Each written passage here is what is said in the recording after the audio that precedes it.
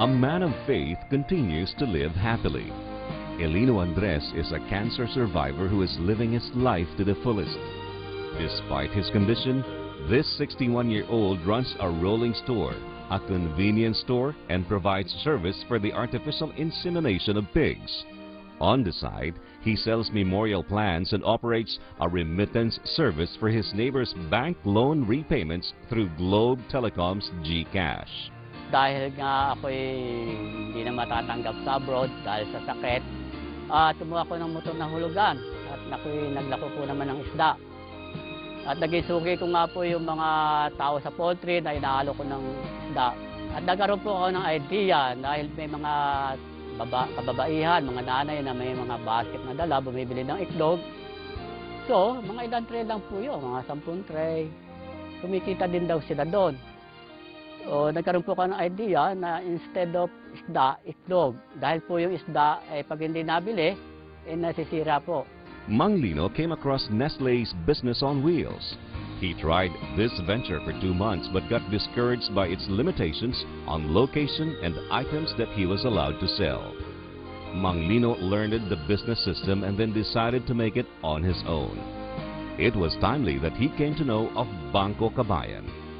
His application was approved with an initial loan of 5,000 pesos, the proceeds of which he used to buy a new motorcycle for his own rolling store. Goods to go, i-text mo, i-deliver ko. So, ayun naging flyer. Ginaya ko pa rin yung sistema nila, may flyer sila. Pati cellphone number ko po, nandoon. Pati yung listahan ng product ko, pati presyo. Because their barangay is far from the central market, the number of regular clientele who would buy and order from Mang Lino's rolling store grew. His hard work paid off. He profits from egg dealership with at least 5,000 pesos per week. From the rolling store, where he usually caters to schools, household, and stores, he expects 250 pesos daily. From the convenience store where his nephew tends to, he gets around 400 pesos daily. From his artificial insemination services, he gets 600 pesos and he gets 35 pesos per GCash transaction. He also charges 8% from the grocery items that are ordered from him by household and store owners. Tutunan ko rin na madali na mag-open ng tindahan. Kung babagsakan mo muna at hindi mo kukunin yung bayad, sa pag-ikot na sa susunod na schedule, yung bayad o bagsak ulit. His nephew is his lone employee in his convenience store. He does the rest of the work all by himself. This brings him happiness and fulfillment, especially when driving his rolling store. Gumanda po yung buhay ko rito dahil na sa paglalako ko ito, marami akong namimit, iba-ibang klaseng tao. Kailangan pakikipagkapwa-tao din po. As a born-again Christian, he is among the leaders in their community, preaching to and counseling the youth as well as his peers who need guidance and direction. Gusto ko mabigyan ng edukasyon yung aking anak. Kaya inaano ko po na pagtapos siya para maging maganda naman, maging professional siya, tumaas naman yung level ng kanyang buhay. Kahit na po tayo may edad, kaya pa rin po natin mag-aral.